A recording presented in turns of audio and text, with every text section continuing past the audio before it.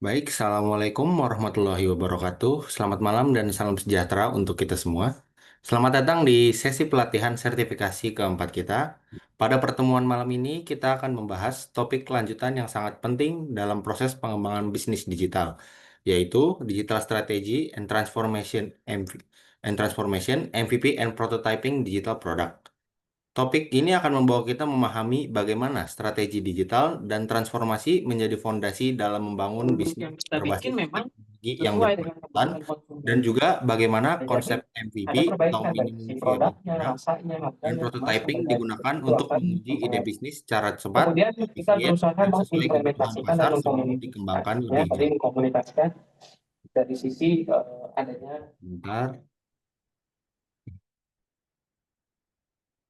Sesi malam ini akan dibawakan oleh Kak Nur Sakinah, seorang akademisi sekaligus praktisi yang berpengalaman dalam bidang digital strategi, product development, dan innovation management. Tanpa berpanjang lebar, mari kita sambut dengan hangat Kak Saki. Selamat malam, Kak. Ya, Assalamualaikum. Selamat malam, Kak Zidan dan teman-teman semua. Gimana kabarnya malam ini? Oke, tanpa berpanjang lebar, waktu dan layar kami persilahkan. Oke, sebelumnya Assalamualaikum warahmatullahi wabarakatuh. Selamat malam semua teman-teman.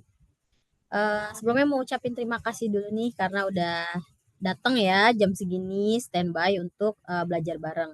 Semoga yang nantinya kita pelajari hari ini bisa akan menjadi bekal untuk teman-teman yang mungkin tertarik untuk develop produk digital ya. Oke, kita ada 2 sesi yang langsung dipadetin di malam ini ya. Bukan 2 sesi, maksudnya 2 part gitu ya.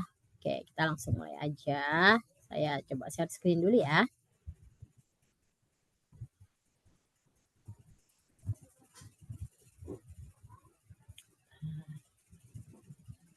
Oke, teman-teman udah lihat layarnya belum?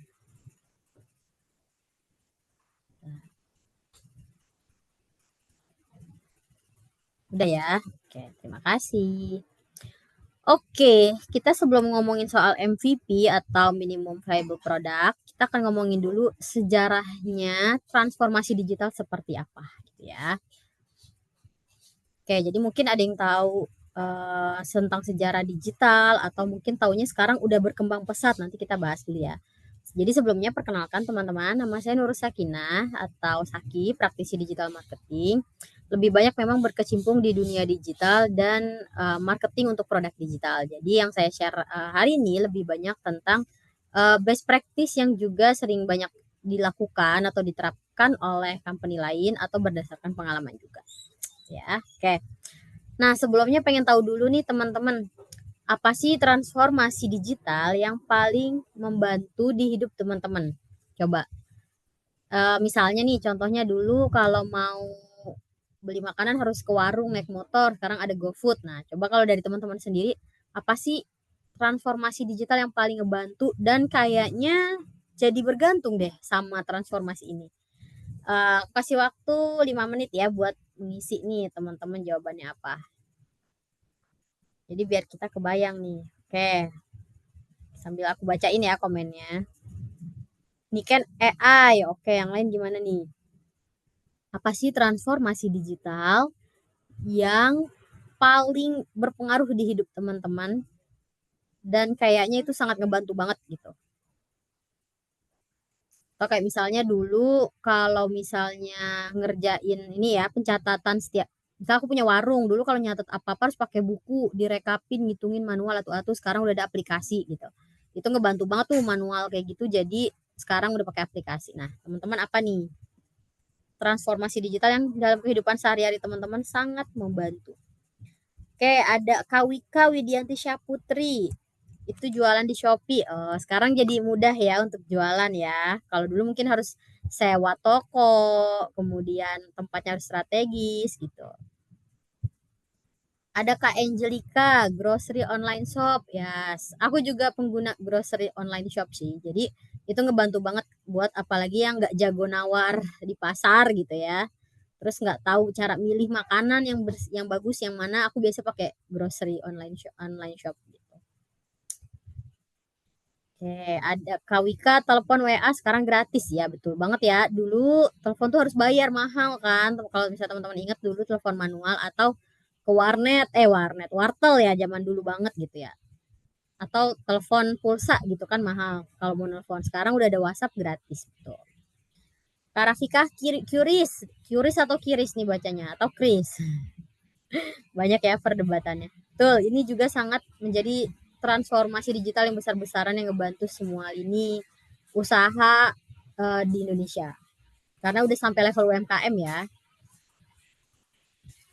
Nah, Kak Kiki, Mekari buat stock of name sama pembayaran. Oke. Ya, setuju kayak tadi aku share ya. Sebagai yang punya usaha tuh, kita kalau nulis pemasukan pengeluaran, itu manual dulu kan pakai buku akuntansi itu yang masuk keluar gitu. Nah, sekarang udah ada aplikasi tinggal masukin aja nanti langsung dapat report di akhir bulan. Oke, ada lagi nggak yang mau share? Apa nih transformasi digital yang paling berasa di hidupnya? Kalau aku sekarang apa namanya ride hailing online. Kalau dulu naik angkot tuh lama gitu kan. Terus ada yang ngerokok juga misalnya atau ada yang nyangkut-nyangkut nungguin orang gitu. Atau misalnya penuh. Nah, sekarang udah ada Gojek bisa langsung cepet nggak perlu nungguin penumpang lain gitu. Bisa satset kalau macet. Nah, ada Kak Wika belajar online Zoom bener. Dulu belajar hanya bisa offline ya, terbatas dan waktunya harus jam-jam yang udah ditentuin. Sekarang udah ada alternatif belajar online lewat Zoom. Yang lain ada lagi? Ada, kita lanjut. Oke, mungkin beberapa teman di sini ada yang udah pernah deh dapat materi ini ya. Jadi kalau udah dapat materinya nanti monggo boleh kita diskusi ya. Buat yang belum nanti bisa disimak.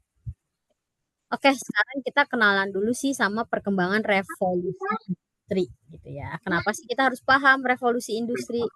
Karena produk digital yang sekarang teman-teman lihat, yang teman-teman rasakan dan pergunakan itu tidak lepas dari yang namanya revolusi industri. Kalau nggak ada revolusi industri, dunia ini perkembangan bisnis, perkembangan industrinya akan stuck di manual, ya kan? Nah, makanya dengan adanya revolusi itu drastis banget perubahannya. Kayak kita lihat ya. Nah, ini ada 5 stage revolusi industri yang mungkin kalau kalau mungkin waktu SMA-nya belajar sejarah sebenarnya disebut sih, tapi lebih ke industri 1 2 aja ya kan, belum sampai industri 3. Nah, kita refresh lagi ya. Oke, jadi awal mula perkembangan industri itu revolusinya terjadi tahun 1780. Itu tuh dari mana? Itu di Eropa sih awal mulanya ya. Jadi sebelumnya di Eropa itu semua aspek bisnis, aspek produksi itu sangat manual pakai manusia. Misal contoh mau bikin benang, bukan jahit loh ya, masih bikin benang. Dulu masih bikin benang tuh dipintal satu-satu dan yang ngerjain orang. Efeknya apa? Harga benangnya jadi mahal. Kenapa? Karena harus banyak ngegaji orang, karena kan manual ya. Yang pertama. Kedua, standar hasilnya beda-beda. Kan? Yang ketiga, ada risiko kesehatan buat pekerjanya. Gitu. Jadi, akhirnya para ilmuwan itu mulai mencari apa ya yang bisa solve isu ini ya gitu. Nah, akhirnya ditemukanlah pertama kali mesin gitu ya. Mesin itu dalam arti misalnya penemuan pertama soal bola lampu, penemuan pertama listrik, penemuan pertama kereta api, itu terjadi besar-besaran di era ini. Nah, yang sebelumnya kalau mau melakukan distribusi produk itu bisa lama banget gitu ya, karena harus dikirim manual, dia naik dulu kan belum ada kereta jadi mobil lama banget. Nah, sekarang udah ada kereta nih di era ini. Akhirnya dipercepat ya proses pengirimannya. Karena kalau makin lama, otomatis produknya makin mahal. Kalau bahan bakunya mahal, produk jadinya juga akan semakin mahal ke konsumen. Dan akhirnya kalau daya beli masyarakatnya lagi rendah, siapa yang mau beli? Nah, itu yang jadi masalah. Makanya akhirnya para ilmuwan mulai mencari solusi apa ya yang bisa diterapkan. Nah, ini di era kejayaan engineer dimulai ya. Jadi orang-orang yang bekerja atau belajar tentang teknik itu akhirnya mulai rame untuk menerapkan ilmu-ilmu yang dia pelajarin. Nah, dengan adanya kereta uap kemudian adanya penemuan listrik, lampu, itu jadi modal banget gitu ya buat yang namanya usaha-usaha yang selama ini manual untuk bisa berkembang. Ketika ini mulai terjadi revolusi, hasilnya apa? Boom. Bisnis jadi semakin murah. Kenapa? Biaya ongkos pengiriman atau distribusi produknya, supply chain-nya lebih dipangkas jauh dengan adanya kereta gitu ya.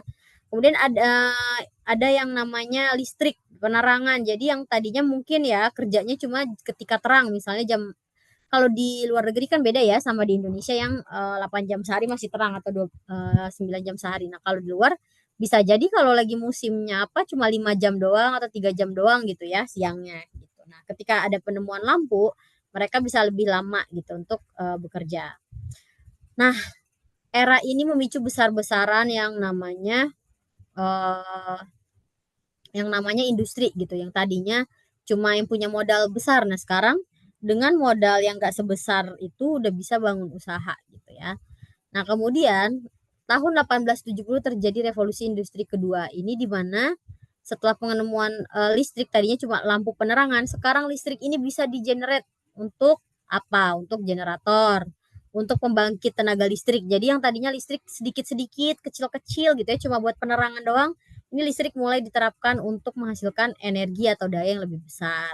Nah, ini makin masif lah yang namanya perkembangan industri. Kenapa? Karena akhirnya pabrik-pabrik besar kayak mobil, kemudian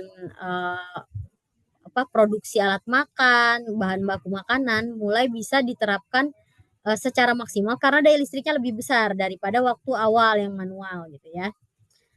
Nah, kemudian era industri ini membawa kepada manusia mulai ngerasa nih, kok nggak efektif ya bisnis seperti ini ya, produksinya sangat lama, cost-nya jadi tinggi, ada lagi nggak yang bisa diimprove? Nah, pertama kali industri 3.0 ini dipelopori oleh Ford, mobil Ford kalau nggak salah. Jadi kalau teman-teman aware, mobil itu udah lama banget. Nah, itu mereka menerapkan sistem automation gitu, assembling. Nah, akhirnya dengan adanya revolusi dalam hal produksi motor, akhirnya berkembang ke motor atau mobil, akhirnya berkembang ke produksi yang lainnya. Disinilah akhirnya mulai ada mesin otomatis. Ada tuh mesin pemotong apa gitu, atau mesin untuk memasang packaging kayak gitu. Nah, akhirnya udah mulai ditemuin di sini. Jadi mengurangi manual dan impact-nya apa? Produksi untuk suatu produk lebih cepat. Cost-nya bisa ditekan kayak gitu ya. Jadi semakin cepat produksi, semakin cepat juga produk tersebut sampai ke tangan konsumen. Makin cepat, otomatis harga makin murah. Semakin lama barangnya nyampe ke konsumen, semakin mahal. Itu prinsipnya ya. Makanya semua ahli, semua ilmuwan itu berlomba-lomba buat nyari solusi apa ya solusinya gitu. Nah, ternyata automation udah mulailah ditemukannya internet ya, World Wide Web. Nah, kemudian setelah ada dikenal yang namanya website, akhirnya internet mulai dikenal nih sama banyak masyarakat gitu ya. Nah, disinilah era pertama kali orang mengenal email, orang mengenal website, situs berita gitu ya. Nah, akhirnya terjadilah gebrakan digitalization. Jadi itu startnya kalau teman-teman aware kapan ya revolusi industri itu muncul atau terjadi terkait digital itu di 2011 gitu ya. Jadi sebelum era 2011 kan apa-apa pakai blog, bikin website susah ya kan. Terus sosial media terbatas. Nah, setelah era 2011 boom semua didigitalisasikan. Dan gak hanya web based tapi juga aplikasi app based gitu ya, app based. Kayak gitu. Jadi ini sangat menjadi titik poin di mana semua lini aktivitas manusia serba digital. Kalau bisa dikonvert ke digital, dikonvert. Gitu. Nah, terakhir 2020 kemarin terjadi revolusi industri lagi yang 5.0. Tapi walaupun kalau yang lain ya, kalau teman-teman lihat ketika revolusi industri 1 sudah melempem dan muncul industri 2, barang-barang hasil produksi yang di revolusi industri 1 itu di kill karena udah upgrade ya kan. Sama yang ketiga juga ketika udah automation berarti barang alat produksi yang ada di 1 2 itu juga di kill karena fokusnya improvement. Tapi khusus industri 5.0 meski topiknya tentang personalization humanization itu tuh maksudnya apa? Jadi semakin teman-teman bikin konten atau produk yang niche market, makin personal, makin orang suka gitu. Jadi dan eranya lebih memanusiakan manusia gitu. Jadi ketika suatu produk atau bisnis mengancam lingkungan, terutama sumber air dari tempat manusia itu tinggal, itu jadinya akan melanggar atau tidak align sama yang namanya revolusi industri 5.0. Kenapa sih akhirnya muncul 5.0? Karena industri-industri selama ini memproduksi banyak yang namanya asap gas rumah kaca, kemudian menyebabkan global warming, ya kan?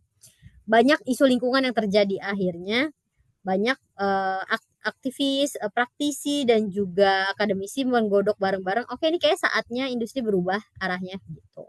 Nah, walaupun ketika sekarang nih ya 2020 udah masuknya era 5.0, tapi 4.0 digitalisasi tetap jalan paralel, nggak berhenti. Jadi personalization and humanization itu bukan ngekill, tapi itu melengkapi dari bisnis digital. Itu ya teman-teman ya sejarahnya. Nah, ini kita bahasnya fokus ke digitalization ya. Nah, terus dari tadi ngomongin industri 5.0, 1.0, karena kita malam ini fokusnya digital, jadi kita akan bahasnya industri 4.0.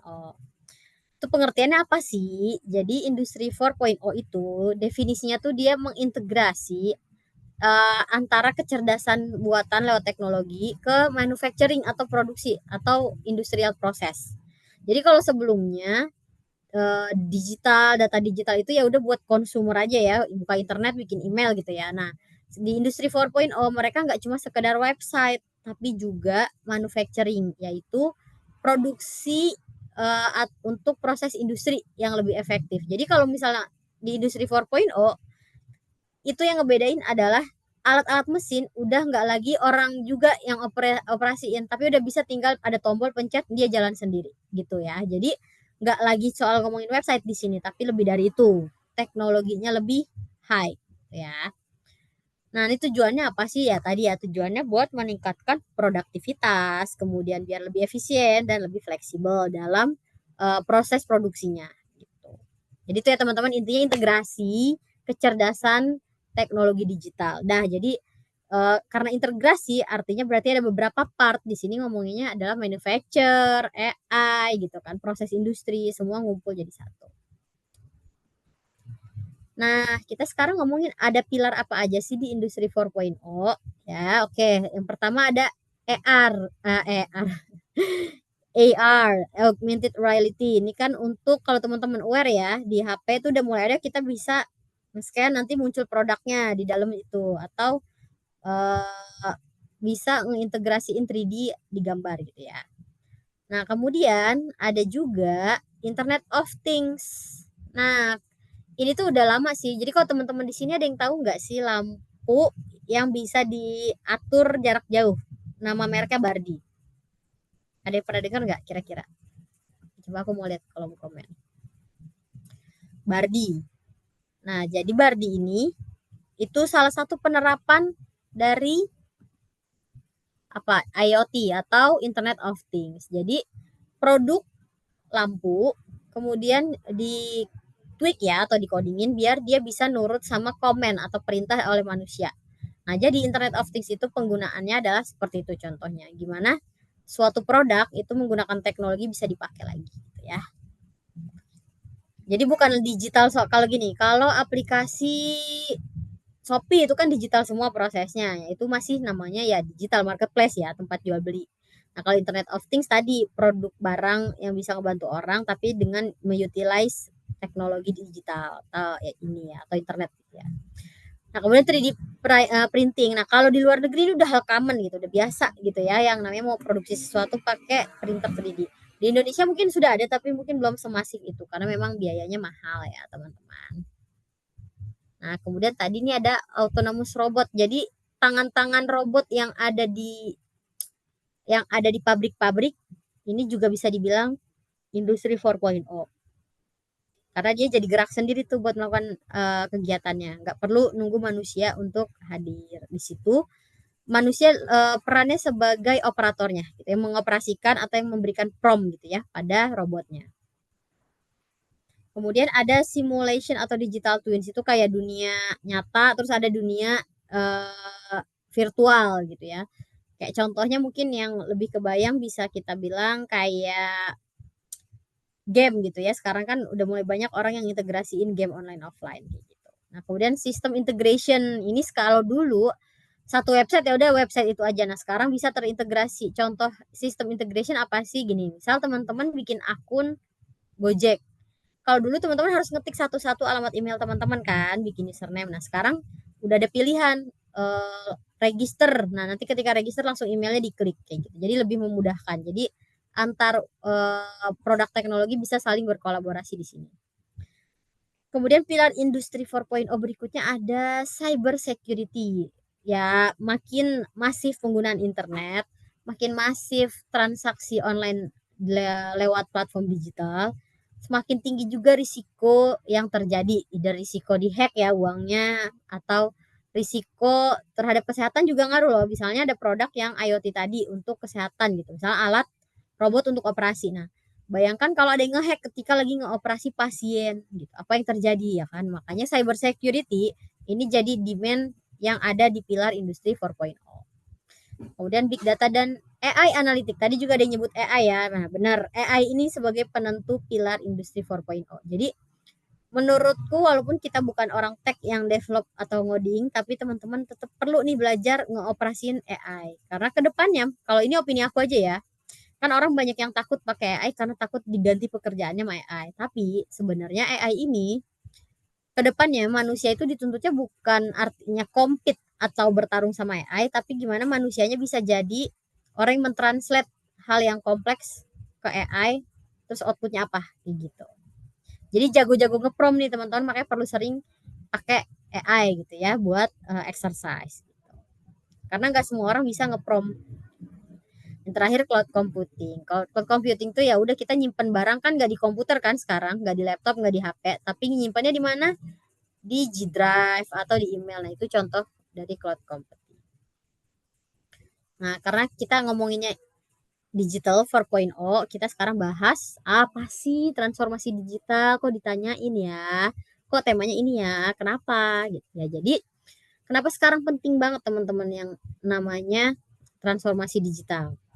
Karena dia ini konsepnya adalah merubah bukan dan juga mengupdate proses-proses yang terjadi dalam suatu organisasi. Jadi transformasi digital nggak mesti perusahaan swasta, tapi pemerintah juga gitu ya. Nah, goalsnya apa? Goalsnya untuk create value supaya melalui teknologi yang berkelanjutan gitu. Dan itu harus scalable.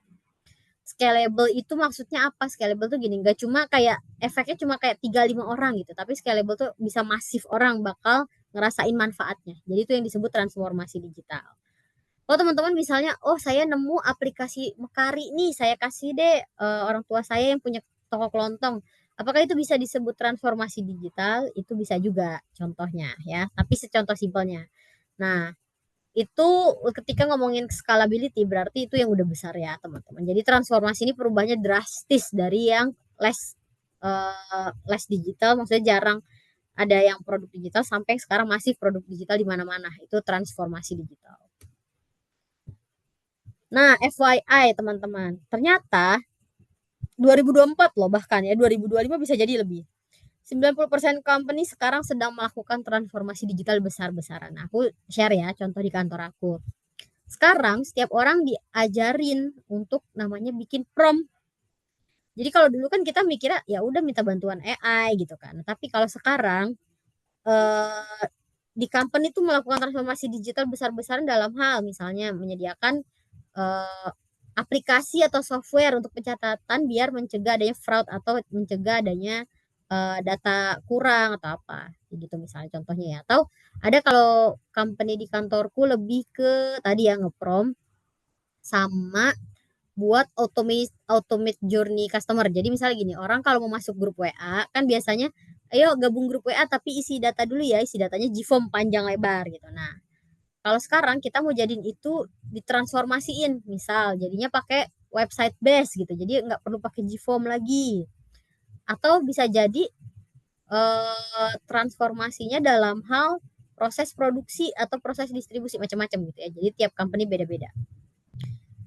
Nah, kemudian kita bahas kunci sukses penerapan transformasi digital tuh gimana? Nah, kunci suksesnya tuh ada 6. Yang pertama strategi bisnisnya. Strategi bisnisnya gimana nih? Apakah sudah sesuai sama demand yang ada atau belum? Terus eh, makin bagus strategi berarti makin bagus dia dalam melakukan transformasi digital, lebih siap. Jadi teman-teman bisa ngelihat kunci kesuksesan ini tuh wajib ada kalau mau melakukan transformasi digital. Yang kedua, sebaiknya punya in-house engineer talent. Jadi itu maksudnya apa? Punya software engineer gitu atau punya programmer yang in-house bukan freelance. Karena kalau freelance ya mungkin dia akan ganti-ganti klien ya. Tapi kalau misalnya kita mau melakukan transformasi digital dedicated, kita butuh orang yang lama, jangka panjang, karena merubah dari manual ke digital tuh nggak sebentar, nggak sebulan 2 bulan kelar, tapi bisa jadi di stretch gitu ya, lebih lama. Nah, yang ketiga, strategi operasionalnya harus bagus. Kenapa? Karena udah nerapin AI tapi orang-orangnya nggak pakai, kan rugi ya gitu. Makanya perlu strategi operasional yang mumpuni. Kemudian ada distribusi teknologi, itu juga penting. Adalah gini, misalnya mau melakukan transformasi digital, tapi yang tahu cuma yang di atas, yang bawah jadinya nggak support karena nggak ngerti gitu. Jadi komunikasi dan distribusi teknologi itu penting ya. Kemudian akses data. Jadi teman-teman kalau pernah dengar nggak pepatah data is the new oil. Jadi data itu dihargain semahal ketika orang menemukan minyak gitu. Ibaratnya ya. Jadi lo punya data, lo punya kuasa gitu. Nah, ini contohnya apa? Contohnya tuh Facebook atau IG. Kalian kan misalnya mau jualan atau apa harus bayar ads kan kalau mau banyak yang aware sama konten kalian gitu. Nah, mereka tahu itu dari data-data yang ada gitu dan memberikan akses. Nah, itu yang dijual. Jadi kita ketika menggunakan sosial media kan gratis ya. Nah, kita ini ngisi data tanggal lahir, kemudian jenis kelamin. Nah, itu datanya banyak banget. Nah, itulah yang dimanfaatkan oleh Facebook atau Meta ya untuk berjualan data. Nah, terakhir manajemen perubahan. Siap nggak company atau tim ini mau melakukan digitalisasi? Kalau nggak siap salah satu mending nggak usah. Gitu. Nah, makanya perlu manajemen perubahan yang sangat strict gitu. Oke, dari part 1 ini ada yang mau ditanyain dulu nggak kira-kira? Nah, ada Kak Kiki, Bardilok sama lampu ya, betul. Ada yang mau ditanyain dulu atau ada yang mau minum dulu? Mungkin ke belakang. Kita udah 30 menit. Sebelum nanti kita lanjut part 2-nya. Semoga tidak bosan ya teman-teman.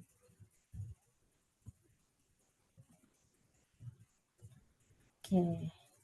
Sekarang kita bahas yang part 2-nya. Untuk part 2-nya sendiri itu nggak banyak kok harusnya sebenarnya. Oke, kita mulai dulu dari sini. Tadi kan ngomongin transformasi digital apa yang paling membantu di hidup teman-teman. Sekarang produk digital apa yang teman-teman tahu jenisnya? Kan produk digital banyak ya. Apa aja sih yang teman-teman tahu? Aku pengen tahu nih. Teman-teman di sini ketika ngomongin tentang produk digital di kepala kalian apa gitu. Jadi kalian tahu ini produk digital Mbak, soalnya apa isi aja ya. Nah, sekarang nanti ketik di kolom komentar kira-kira sekitar 5 menit. Tuh, aku tungguin ya. Jadi silakan tiap orang boleh loh berpendapat, nggak ada benar atau salah ya. Karena kita lebih bahas apa yang teman-teman tahu nih soal produk digital. Gitu.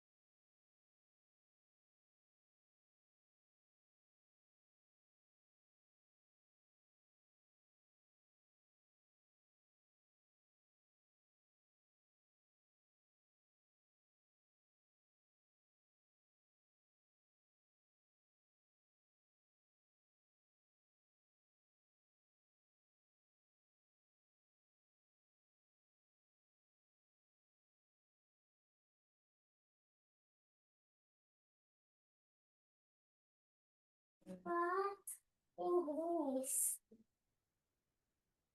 Puasanya cuma 3. Jadi bukan cuma olahraga. Masa ya aku sama guru aku disuruh.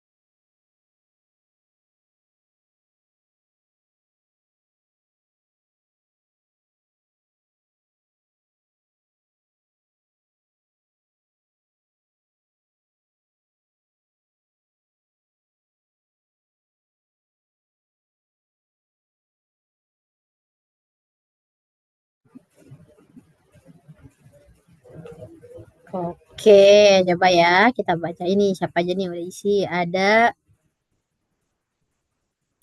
Kak Wika, Microsoft Office, ya betul, nice.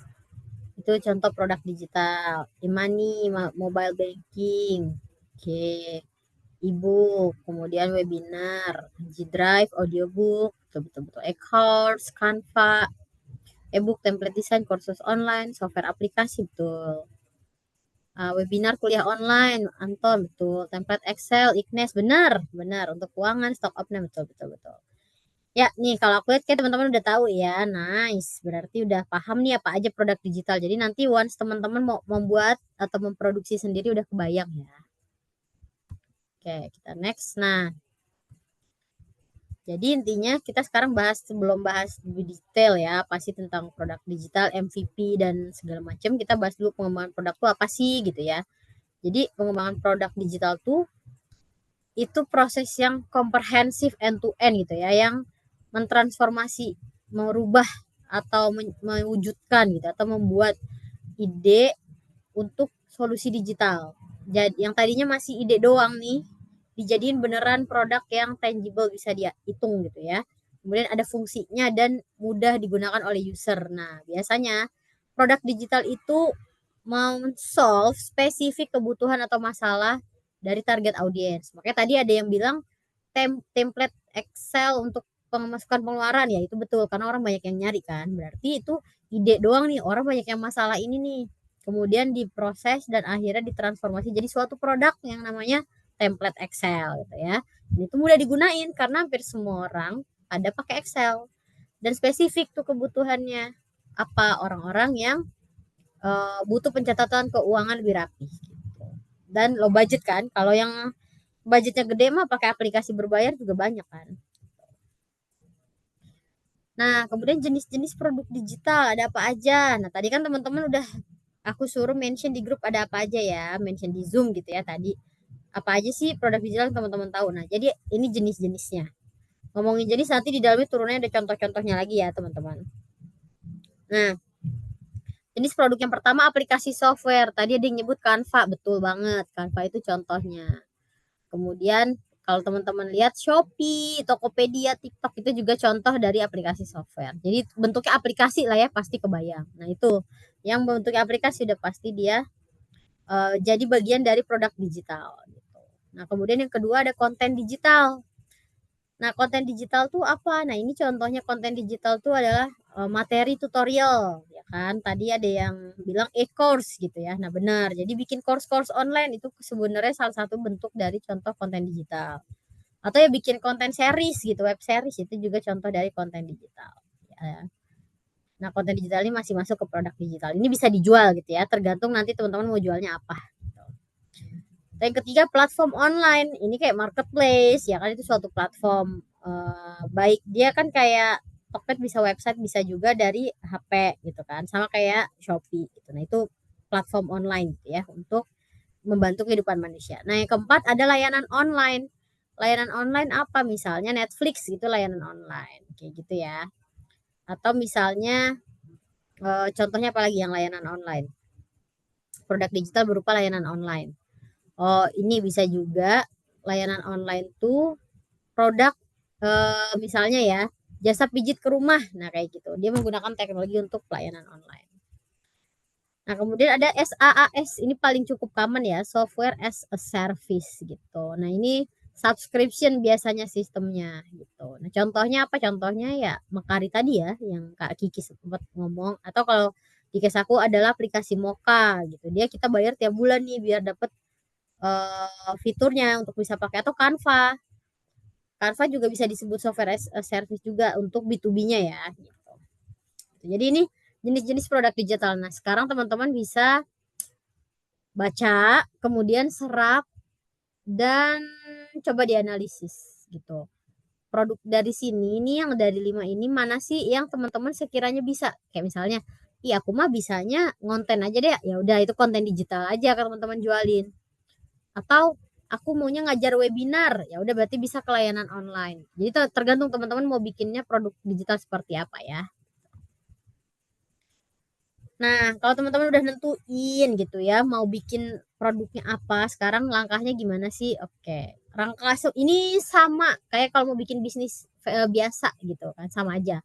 Yang pertama harus riset market dan desain produknya dulu, mau kayak gimana, produk apa sih yang mau dijual gitu.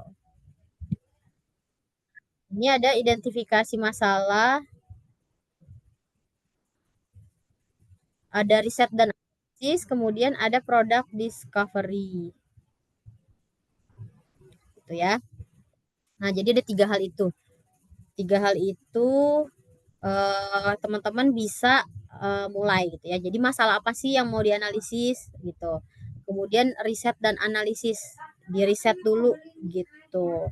Diriset dulu apa masalahnya, kemudian kebayang produknya seperti apa, dianalisis kayak gimana. Nah, nanti baru masuk ke product discovery. Product discovery ini jadi kebayang, oh kayaknya maunya bentuknya Excel. Kayaknya bentuknya ini deh aplikasi kayak gitu. Jadi masalah dulu ya yang teman-teman harus identifikasi, kemudian dianalisis apa solusinya baru bikin. Jadi bikin itu, jualan itu terakhir. Kalau teman-teman udah mateng tahu masalahnya apa. Oke, gitu ya. Nah, kemudian untuk product discovery sendiri stepnya ada apa aja? Bisa persona research, bisa user journey, bisa produk kemudian lanjut ke product scope, visibility check, user acquisition, sales funnel. Nah, kalau pengalaman aku ya, ketika bikin product discovery ini, ketika aku mau build suatu produk atau fitur lah ya, simpelnya, biasa aku akan riset dulu, fitur ini buat siapa nih personanya, orang tua kah, anak muda kah, atau misalnya profesi apoteker kah yang akan kita target, ataukah orang-orang yang bekerja di marketing, atau coach gym misal, atau guru gitu. Nah, teman-teman harus tahu dulu siapa. Nah, kalau udah tahu siapa, teman-teman ngedesain user journey-nya. Misalnya nih, teman-teman pengen targetnya yang punya UMKM, tapi belum punya budget untuk bayar aplikasi semacam Mekari misalnya ya. Nah, teman-teman bisa analisis tuh persona research-nya, orangnya siapa? Orangnya sih UMKM. Nah, mereka user journey-nya kayak gimana? User journey-nya adalah mereka biasanya dari orang membeli, customer beli, terus mereka nyatet gimana sih, kesulitannya di mana sih. Kalian ngobrol, cari target audiens kalian. Misalnya yang punya warung kelontong, kalian ngobrol, bener nggak sih Bu kalau nyatet itu capek gitu. Jadi teman-teman validasi masalah tadi gitu. Nah, kalau udah nanti didesain gitu journey-nya seperti apa. Yang ketiga produk scope. Produk scope-nya mau apa? Misalnya scope-nya maunya aplikasi, scope-nya misalnya maunya website atau cukup template Excel gitu. Jadi teman-teman membuat sendiri scope-nya sesuai sama resource yang teman-teman punya. Misal teman-teman nggak punya teman yang ngerti coding atau teman-teman nggak bisa coding, ya udah yang sesimpel jualan template Excel juga oke. Gitu. Nah, kemudian visibility check ini tadi ya, visibility check tuh teman-teman ngecek produk ini tuh visible nggak sih dilaksanain. Misal ternyata engineer nggak ada, wah nggak mungkin nih jalan gitu ya. Atau bisa sih produknya ada, tapi orang belum ngerti cara pakai produk. Nah teman-teman ceknya di sini sebelum akhirnya nyari user di user acquisition. Itu udah mulai promosi, bikin iklan kayak gitu. Nah baru terakhir sales funnel. Sales funnel di sini adalah penjualan salesnya dari orang tahu tertarik sampai akhirnya mau beli gitu. Itu ya step buat product discovery-nya. Nah, untuk ngevalidasi, tadi kan teman-teman udah ngedesain nih maunya apa ya jualannya ya, masalah apa yang mau di-solve, terus targetnya siapa. Nah, udah dapat itu sekarang validasi deh produknya, misalnya udah bikin gitu. Teman-teman bisa membuat prototipe-nya dulu, jangan langsung besar gitu. Itu kita sebutnya lo-fi eksperimen. Jadi secara low gampang gitu, nggak ribet. Nah contohnya apa? Wireframe. Wireframe itu apa? Wireframe itu contohnya adalah mockup aplikasi, tinggal didesain aja. Kalau teman-teman nggak bisa desain, mungkin bisa nanti nge-hire freelance ya untuk ngedesain maunya aplikasinya, openingnya begini, logonya gini, terus register page-nya seperti ini kayak gitu ya. Itu wireframe. Terus kemudian surveinya mau kayak gimana? Misalnya teman-teman udah bikin simulasi, terus survei deh ke orang-orang, bener nggak sih masalah kalian mengalami masalah ini? Kalau ada produk ini ngebantu nggak? Gitu. Jadi datengin langsung. Atau yang ketiga, bikin postingan di sosmed, bikin cerita kalau teman-teman ada masalah ini dan lagi bikin ini. Kalau orang tertarik, berarti demand-nya oke. Kalau nggak tertarik, nanti teman-teman bisa tweak gitu. Nah, atau bisa bikin landing page. Sekarang landing page udah gampang, nggak perlu ngerti coding, udah ada template yang tinggal dipakai otak-atik gitu. Jadi teman-teman tinggal pasang iklan deh, langsung tes beneran nggak nih produk dibutuhin orang. Kalau banyak yang ngeklik atau visit ke landing page-nya berarti bener, banyak yang butuh. Tapi kalau sepi terus kok kayaknya orang nggak tertarik, nah itu berarti bisa dipertanyakan apakah produknya sesuai kebutuhan apa enggak, atau menjawab nggak sih masalah problem. Bisa juga video di YouTube gitu misalnya. Nanti dites nih orang tertarik nggak gitu. Kalau di luar negeri tuh hal commonnya gini, misalnya mereka mau buat bisnisnya misalnya ya tempat minum yang berbunyi yang bunyi atau ada notifikasi setiap minum setiap kurang minum di jamnya misalnya. Nah itu mereka bikin mockup video aja ditaruh di landing page mereka terus disebar. Kalau orang tertarik ya udah pre-order. Yang tadinya cuma ide jadi bisa tervalidasi kan, langsung ada yang mau beli gitu. Itu contohnya ya. Atau campaign tadi. Nah, kalau yang hi-fi eksperimen ini lebih sulit, lebih butuh komitmen. Yang pertama apa? Contohnya crowdfunding. Crowdfunding di Indonesia tuh ada beberapa sih. Jadi ngumpulin dana untuk usaha. Nah, kalau di luar negeri namanya Kickstarter kalau teman-teman tahu ya, nanti bisa searching. Itu kumpulan ide-ide anak muda yang mereka udah nyoba prototipenya works. Mereka posting di situ, guys, gue akan produksi ini sekian. Kalau lo ikut crowdfunding di sini, jadi nanti setiap orang bisa ngisi mau nyumbang berapa, nanti dapatnya apa gitu. Biasanya dibikinin tuh tier-tiernya. Atau sistem pre-order. Pre-order kenapa hi-fi eksperimennya? Karena harus ada modal dulu dong, bikin produk yang real yang udah bagusnya, baru dijual. Pre-order gitu. Terus full MVP. MVP tadi ya minimum viable product. Jadi produknya misalnya sepeda. Nah, kita kelamaan nih kalau bikin sepeda, ya udahlah kita pakai aja ini sepeda roda 4 misalnya, kan yang penting sepeda juga gitu. Orang yang penting paham, kebayang. Nah, clickable mockup ini lebih udah high tech ya. Nah, langkah selanjutnya adalah proof of concept. Nih contoh wireframe yang tadi aku bilang ya teman-teman, cuma kayak gini-gini doang. Mockup tuh beneran mirip aslinya, prototype juga. Nah, jadi proof of concept tuh apa? Itu kayak latihan nih buat ngetes aplikasi yang udah jadi nih works nggak sih di dunia nyata sebelum product developmentnya.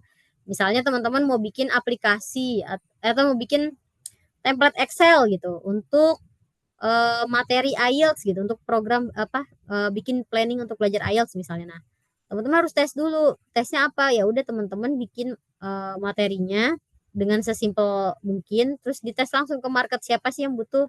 Teman-teman ke komunitas-komunitas tuh main orang-orang yang butuh itu gitu.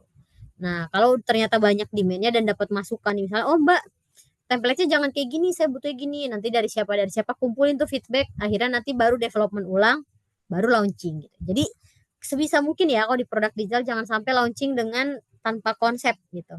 Belum jelas apa maunya. Karena nggak bakalan dilirik sama orang. Nah, ini baru membuat MVP tadi ya, minimum viable product. Ini tuh udah mendekati aslinya gitu. Tapi yang penting fitur utamanya ada nih. Teman-teman di sini ada yang pernah pakai Airbnb kan ya? Aplikasi. Udah bagus banget kan aplikasinya. Nah, tahu nggak awalnya mereka itu cuma bikin blog yang isinya mereka lagi datang conference ke San Francisco, terus ada kamar nih berlebih, siapa yang mau nyewa gitu. Kayak gitu doang. Tapi rame, akhirnya jadilah bisnis gitu. Nah, kenapa mereka bikinnya ini? Karena mereka coding, ngerti coding, jadi mereka yang bikin gitu. Nah, kalau ini sih kayak teman-teman di sini udah pada jago ya, harusnya udah ngelotok gitu ya bahas soal promosi, marketing, jualan. Nah, jadi ketika bikin produk jangan lupa teman-teman harus udah dari awal nentuin mau marketnya kayak gimana sih, siapa gitu. Mau nargetinnya siapa kayak gitu. Jadi target audiensnya siapa, ada kompetisinya sama siapa aja kompetitor, demand-nya gimana, distribusi gimana, produk market fit-nya seperti apa. Nah, yang terakhir, kalau teman-teman udah tes market, udah tes uji coba, terus akhirnya tingkatin skala bisnisnya, ditingkatin. Yang tadinya cuma tes akhirnya dibikin beneran, promosi deh jor-joran, pasang iklan, pakai KOL, misal kerjasama ke komunitas-komunitas, macam-macam lah ya. Intinya udah masif nih bisa promosi gitu, sesuai budget. Nah, ini nanti teman-teman bisa kulik-kulik sendiri ya, googling, ada yang namanya Lean Startup Methodology. Itu cara bikin prototype yang bisa kita tes ke konsumernya langsung gitu, biar dapat feedback. Ini materinya gini sih, dia kayak punya ide, bikinlah produk bentuknya MVP aja, nggak perlu sempurna. Nanti ngumpulin data nih dari produk yang udah dibikin, orang suka nggak, sesuai kebutuhan nggak. Kalau iya ya udah oke nih, masuk lagi ke data, muter kayak gitu. Gitu ya. Jadi ini tes MVP-nya pakai data, jangan oh orang nggak suka kayaknya nggak enak deh rasa. Itu kan pakai feeling ya. Ini harus pakai data. Dah, ini contoh Airbnb, mereka berdua nyewa kontrakan buat bisa ikut conference. Bikin yuk website. Nah, udah jadilah Airbnb gitu. Jadi awal mulanya dia prototipenya website biasa jelek kayak blog. Pas terkenal dia ada resource baru dia jadi aplikasi. Gitu teman-teman, sudah sih materi malam ini terkait prototype. Kalau saran aku prototype nggak usah ribet-ribet kalau teman-teman mau bikin bisnis digital.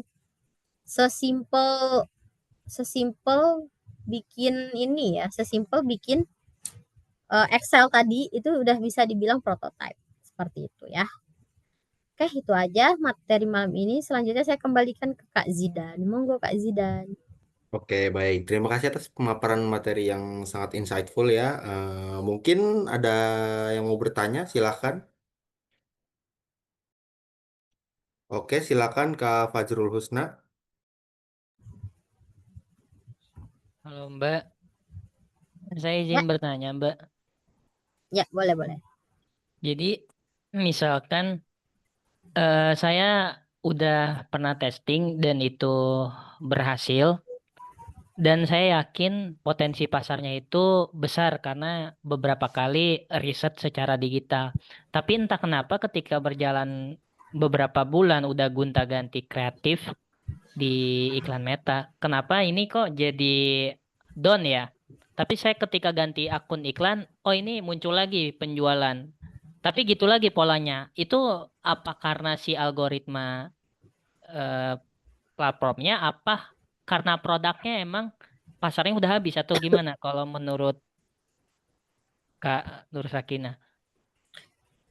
Oke, thank you Kak Fajrul pertanyaannya. Sebenarnya ada dua sih Mas, kenapa itu terjadi gitu ya. Kan AB testing di awal itu buat tahu mana yang works kan antara produk mana gitu. Misalnya teman-teman punya bikin konsep dua, mau dites langsung aja pasang iklan untuk dua, mana yang paling gede trafficnya, penjualannya, udah itu fokus, yang satu di kill gitu kan. Nah, ini isunya ternyata makin lama makin menurun gitu ya. apakah ini masalahnya ada di tren produk atau algoritma. Ini opini pribadi ya Mas ya. Jadi kalau menurut aku ketika turun yang perlu dicek adalah orang-orang apakah sekarang udah nggak eranya lagi, contohnya maksudnya gitu ya. Misalnya contohnya dulu orang lagi rame beli template editan foto deh, kalau nggak salah pernah beli gitu ya, lagi rame. Nah, tapi sekarang udah nggak ada. Kenapa? Karena udah banyak aplikasi yang bisa ngedit foto sendiri, misal kayak gitu loh. Jadi bisa jadi produk yang Mas Fajrul jual ini sekarang udah banyak alternatifnya. Bukan nggak mesti kompetitor doang. Jadi saingannya adalah kompetitor dan juga alternatif produknya gitu. Jadi nanti Mas Fajrul bisa dianalisis sendiri ya di rumah bisnisnya kayak gimana sih gitu, demand-nya masyarakat seperti apa, penangkapan terkait bisnis tersebut, produk tersebut. Nah, atau yang kedua algoritma. Nah, kalau algoritma, jujur kalau saya sendiri kan bukan background-nya performance marketing ya, tapi kalau pengalaman saya, algoritma itu ngaruh juga. Kenapa? Karena apalagi sekarang dia punya mission, udah mulai nerapin AI juga kan dalam ads-nya dia. Jadi bisa aja ketika dia ngelihat oh ada tandanya ini menurun nih dalam sehari, misalnya mereka nentuin kalau udah sehari nggak naik ya udah makin turun misal, bisa jadi kayak gitu. Oke, kalau di tempat kerja aku sendiri tim performance marketing ya nge-ads-nya tuh nggak lagi di setting perempuan 50 sampai 55, enggak, itu kita serahkan ke Meta aja. Mereka yang nentuin algoritma yang berjalan, tapi kita fokusnya ke kreatifnya yang bisa kita kontrol gitu.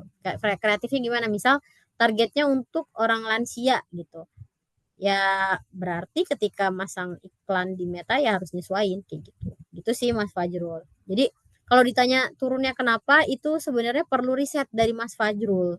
Di risetnya gimana, bisa cari orang yang loyal beli produknya, tanyain kenapa nggak beli lagi. Atau satu kedua, kenapa beli lagi. Jadi ada dua grup ya yang ditanyain ya. Orang yang beli lagi produknya Mas Fajrul tiap bulan, sama yang beli sekali habis itu nggak beli lagi. Nah, kalau orang yang beli lagi, nanti kita bisa pelajarin behavior. Oh, orang yang beli lagi tuh cenderung orang yang gini gitu. Orang yang kayak gitu. Jadinya Mas Fajrul bisa tap in di situ sih menurutku. Yang kedua, Mas Fajrul ada grupnya nggak sih Mas buat ini kamu apa produk kamu, bikin grupnya gitu nggak, atau komunitas gitu nggak? Iya, ada Mbak. Ada ya? Itu lebih enak lagi. Itu kamu bisa lebih murah tuh dalam riset. Kamu bisa lempar idenya gitu. Teman-teman mau nanya, produknya tuh produk yang sekali beli sampai seumur hidup atau gimana konsepnya? Iya, konsepnya kayak sekali beli, Mbak. Oh, berarti nggak ada potensi tidak repeat ya? Oke, oke, oke. Ya, ya, ya. Berarti bisa jadi gini. Apalagi produknya digital yang bisa disebarluaskan nggak, Mas Fajrul? Iya, malah itu ketika di riset kan itu produknya kalau dilihat ya kan produk yang Evergreen itu kalau nggak salah ada 3 ya, relationship, kesehatan sama apa satu lagi gitu. Nah, aku Mm-mm. main di industri ketiga itu di kategori digitalnya. Coba Mm. testing. Ketika testing ini masalahnya di produknya apa di algoritmanya, karena jujur udah ngeriset gitu. Ini kok di awal kok jadi down gitu. Hmm. Nah, itu tadi coba misal tanya di grup gitu ya, teman-teman. Berarti ada dua, Mas Fajrul bisa tanya ke orang yang beli gitu. Kenapa sih mereka beli gitu? Nah, kalau yang nggak beli berarti Mas Fajrul bisa iseng, bukan iseng ya, carilah orang di internet yang ngefollow akun-akun yang berhubungan sama niche-nya. Nanti tanya, kita ada produk ini, tertarik nggak? Bisa ternyata enggak, soalnya sekarang lagi gini-gini. Nah, berarti Mas Fajrul bisa dapat insight tuh dari orang yang belum pernah beli produk Mas Fajrul. Gitu. Berarti kan nature bisnisnya Mas Fajrul tuh harus nyari orang baru terus ya, ya kan? Itu mahal nggak sih biasanya kalau kerjaan kita nge-ads terus nyari gitu. Nah, saran aku member komunitas atau grupnya tadi bisa dijadiin tempat sarana gitu ya buat Mas Fajrul ngetes konsep, ngetes ide gitu. Karena kalau aku pribadi nggak, walaupun mungkin algoritma berubah ya, tapi aku tidak bisa mengontrol algoritma. Jadi aku biasanya take out variabel algoritma dari strategi aku sih. Gitu. Fokus aku ke kreatifnya, gimana kreatifnya menarik sesuai target audiensnya. Wordingnya bikin orang mau beli nggak, bikin orang convince nggak gitu. Gitu sih Mas Fajrul. Jadi kayaknya saran aku kamu riset langsung, nanya langsung ke grup kamu juga aja. Kalau produk kayak gini kalian bakal beli nggak? Misalnya mau tes produk baru ya. Kalau produk yang udah ada tinggal tanya aja. Kalian beli karena kenapa sih gitu. Nanti bisa tanya juga di grup Mas Fajrul. teman-teman di sini ada nggak temennya nggak jadi beli produk ini, boleh dihubungin gitu. Itu juga bisa caranya. Jadi kalau udah bisnis, menurutku riset sih yang penting. Jadi kamu ke aku ditanya gini ya, aku nggak tahu karena harus riset, harus pakai data, fakta. Kalau aku yang jawab itu biasanya asumsi, kayak gitu. Cuma asumsi doang. Nah, kalau kalau misalnya pakai data, nanya customer, kan customernya langsung jawab gitu. Jadi ini semuanya buat semua konteks ya, teman-teman yang lain juga. Misalnya ini kenapa gini ya, udah langsung tanya aja customernya. Gitu. Jadi daripada kita di kepala kita tuh menduga-duga karena kita ngerasa kita yang bikin ya, tapi sebenarnya kalau mau nak tahu produk teman-teman bakal kepake apa enggak, tanya customer yang udah pernah beli gitu. Dan dia pakai enggak produknya sehari-harinya gitu. Itu semoga menjawab ya Mas Fajrul. Silahkan selanjutnya Kak Zidan. Oke, silakan teman-teman bagi yang ingin bertanya lagi, mungkin satu lagi ya, Kak. Boleh. Oke, silakan teman-teman bagi yang ingin bertanya.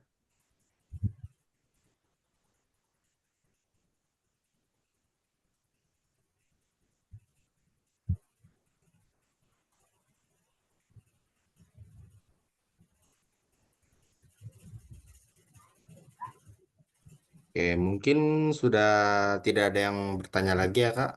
Makasih atas jawabannya tadi. Mungkin sebelum kita tutup sesi malam ini, boleh dokumentasi dulu, Kak.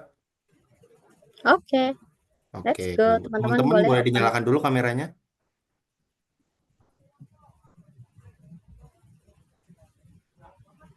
Oke, ditunggu yang lain.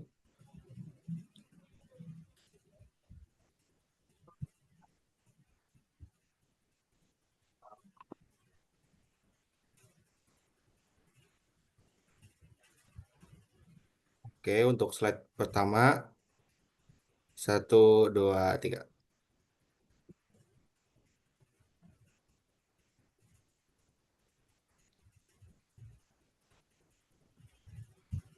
Oke, untuk slide kedua.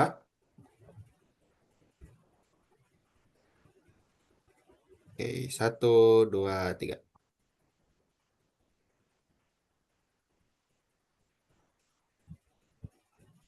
Oke, baik. Terima kasih Kak Saki atas penjelasan materinya tadi benar-benar menginspirasi untuk teman-teman di sini ya. Dan terima kasih juga untuk seluruh peserta atas antusiasme dan partisipasi aktif selama sesi berlangsung. Semoga materi malam ini bisa memperkuat pemahaman kita dalam membangun strategi digital yang efektif dan menerapkan MVP serta prototyping untuk menciptakan produk digital yang bernilai tinggi. Sampai jumpa di sesi pelatihan sertifikasi berikutnya. Selamat malam, tetap semangat, dan selamat beristirahat. Wassalamualaikum warahmatullahi wabarakatuh. Waalaikumsalam warahmatullahi wabarakatuh. Oh iya, Thank untuk you link absen teman-teman. sebentar. Oh, absen dulu. Aku izin pamit duluan ya, Mas Zidan dan teman-teman. Oke, baik. Terima kasih, Kak. Bye. Thank you semua. Assalamualaikum. Oke.